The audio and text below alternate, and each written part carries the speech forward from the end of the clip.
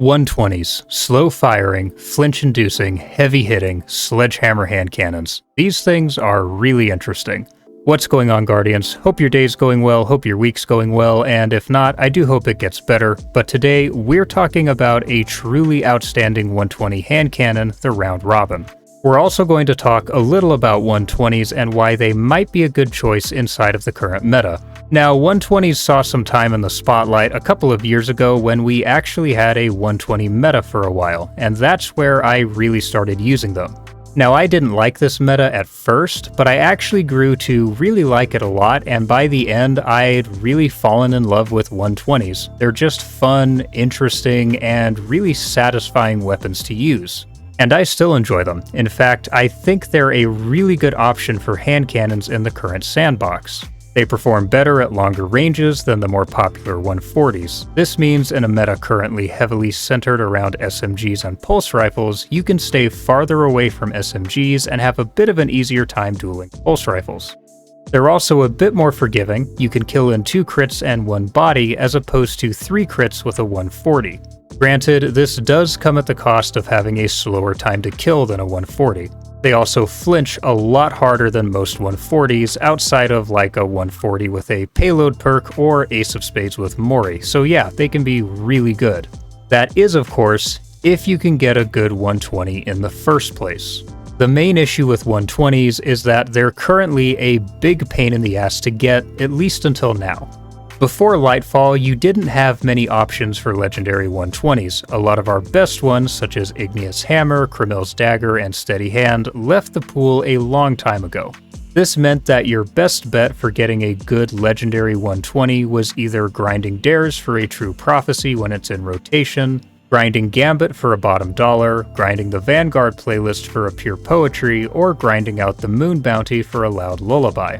There's a few problems here. Your chances of getting a good roll on True Prophecy from Dares are next to none. There's no way to focus it or to get it to drop consistently, and the rotating loot pool for Dares is sizable to say the least. This means it's all completely up to RNG, and as someone who once spent basically an entire week doing nothing but Dares trying to get a Godroll Seraph CQC and didn't get a single good one, yeah, good luck with that. Now, Bottom Dollar from Gambit is a great hand cannon, but it has an unreasonably large perk pool, so your chances of getting the roll you want are slim at best, even with engram focusing. And you'll run into the exact same issue with Pure Poetry from the Vanguard playlist. Loud Lullaby has the same problem with a huge perk pool, with the added bonus of having to grind out moon activities for its bounty, which is time-consuming, repetitive, and boring. This is where Round Robin comes in, our first ever craftable 120 hand cannon, and it's a damn good one at that. Now, make no mistake, getting this thing craftable is still a massive slog because red border Neomuna weapons just don't have a very good drop rate. I got my red borders the same way most other people have been. Load into Terminal Overload, pull out my Ghost, look for a heroic patrol. No patrol, load into Terminal Overload again. If there is a patrol, I complete it as quickly as I can, and then load into Terminal Overload again and look for another patrol. This doesn't guarantee a red border, but it still gives you the best overall chance of getting them, and it's way faster than leveling Nimbus for engrams. Rinse repeat, over and over again, for hours. It's boring, it's a slog, it's awful, it's repetitive, it's so very worth it.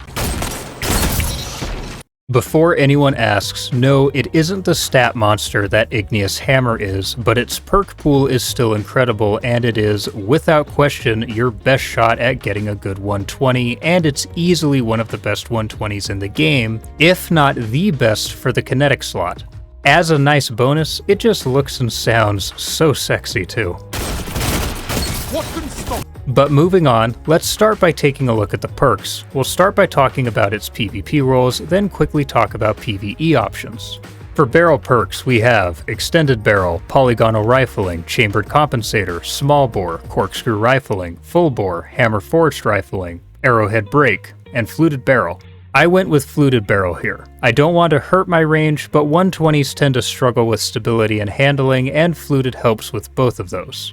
For magazine perks, Alloy Magazine, Appended Mag, Flared Magwell, Light Mag, Armor-Piercing Rounds, Extended Mag, High Caliber Rounds, and Ricochet Rounds. I went with ricochet rounds to help both my range and stability, but high cal wouldn't necessarily be a bad choice either for the extra flinch. Those would be my first choices, but Flared Magwell and Light Mag aren't bad either. Flared will help with the slow reload speed by giving you plus 15 reload speed and will also give you 5 stability. Light Mag will give you 5 range and 10 reload speed. In the third column, we have Under Pressure, Killing Wind, 4th times the charm, Subsistence, Perfect Float, Envious Assassin, and Keep Away. Now, before any of you discount this weapon for not having Eye of the Storm, just hear me out. We may actually have something better, or at least something that I think fits 120s better. My first choice here would be Keep Away. Basically, Keep Away will increase your reload speed, range, and accuracy if there are no enemies in close proximity to you. And it does mean close proximity, only around 13-ish meters or so. This perk fits 120s perfectly because you'll usually be further away with a 120 than with something like a 140 or a 180 anyway, and the boost to range and reload speed is extremely helpful. It's not a small boost either. There is a noticeable increase there, especially with the reload speed. My next choices would be either Perfect Float or Killing Wind.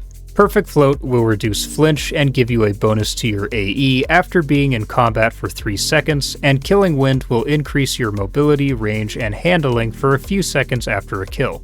My last choice here would be Under Pressure. Under Pressure will give you a bonus to your stability and accuracy. The issue with this perk is it only activates after you've gone through half your magazine. Now granted, Round Robin at base has 8 rounds in the mag, meaning you'll be able to proc it pretty quickly, but personally I'm not as big a fan of having to prime my magazine down to get that bonus. So while it's not a bad choice, I'd still take the others I mentioned first. Next up, in the fourth column, we have Pugilist, Elemental Capacitor, Harmony, Golden Tricorn, Kill Clip, Opening Shot, and Hatchling. The fourth column is where things get kind of insane. There are so many good choices here. My top ones would be Elemental Capacitor, Golden Tricorn, Kill Clip, or Opening Shot. The best choice here is really dependent on how you want to play. Elemental Capacitor and Opening Shot help with consistency. Cap will give you a bonus depending on your subclass. It will boost your stability on Void, reload speed on Solar, handling on Arc, strafe speed and recoil on Stasis, and airborne effectiveness on Strand. Opening Shot gives a boost to your range and accuracy on the first shot of an attack. Next up, Kill Clip and Tricorn help with lethality.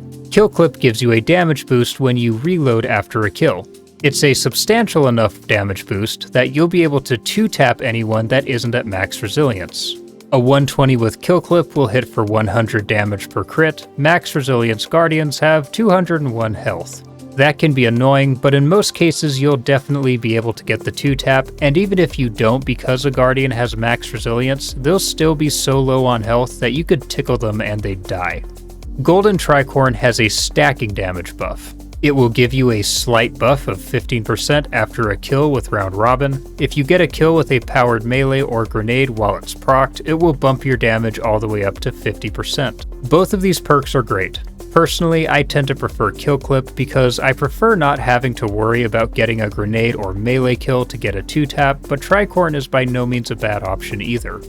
To be honest, there aren't any bad options here, so pick according to your playstyle. My favorite options in the fourth column are Opening Shot and Kill Clip, but you shouldn't let that influence what you pick because again, it will all depend on how you like to play. I should also mention that while I'm not a fan of Harmony, it's not a bad perk. It's just not among my top picks. Harmony will boost the weapon's damage and handling if you get a kill with another weapon. So you could get a kill with your special or heavy, then switch to Round Robin. Again, not a bad pick, just not my top here either. Of course, if you have a melee build, then Pugilist is a good option too, but the thing about perks like Pugilist or Harmony is I tend to prefer perks that help the weapon just by using the weapon rather than relying on something else, but that's just me.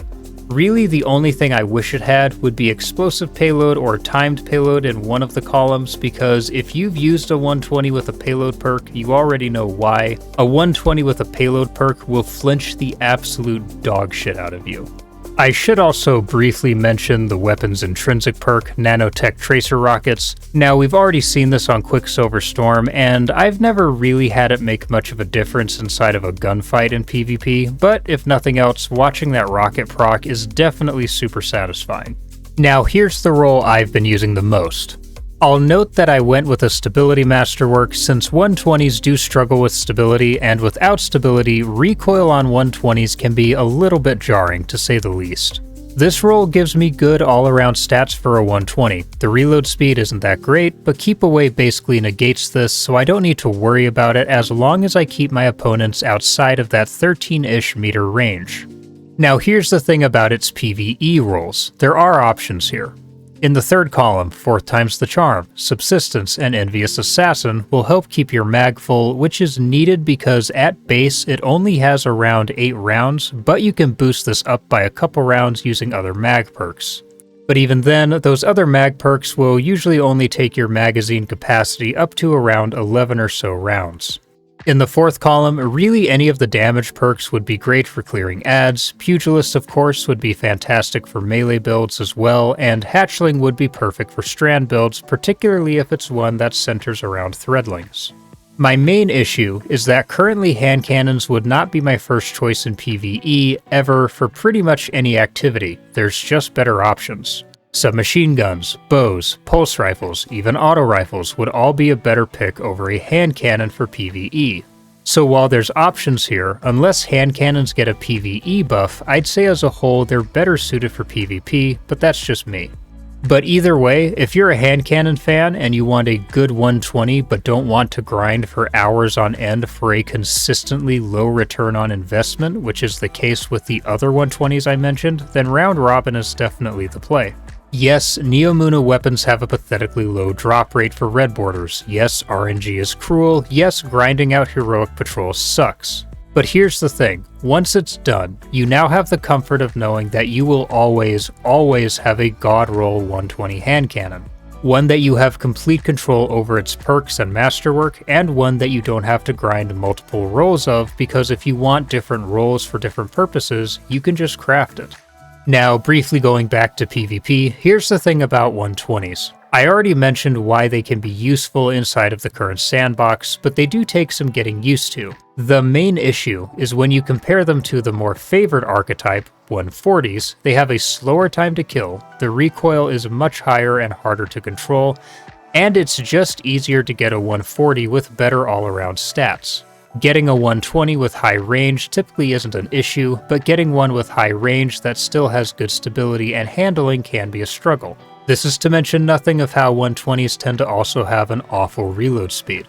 This means that 120s have some obstacles you'll have to learn to play around. You'll have to learn to pace your shots and control your recoil. You'll also have to pick your engagements very carefully.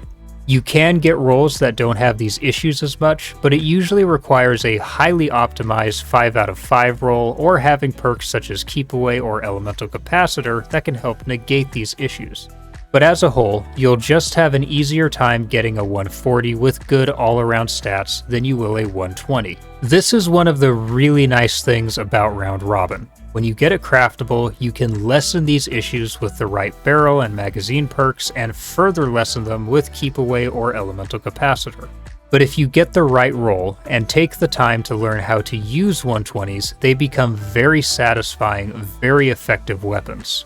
We may actually do a video discussing 120s more in the future because while they can have their issues, they're extremely underrated hand cannons. Something to keep in mind when we talk about new weapons or off-meta weapons is that just because something isn't meta doesn't mean it isn't strong, and Round Robin is very strong.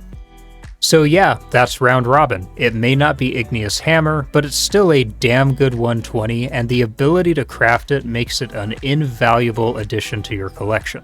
Hopefully we get more 120s soon, but only time will tell. So jump onto Neomuna, hit up some heroic patrols, and grind it out. Trust me, you will not regret it. But that's all for me today, Guardians. I hope you enjoyed the video. If you did, do me a favor and leave me a like, a comment, and hit that subscribe button with the bell icon. And let me know your thoughts on Round Robin too. Have you crafted it yet? What roll are you using? What's your favorite 120, and how does Robin hold up? But for now, I'll see you all in the next video. Peace.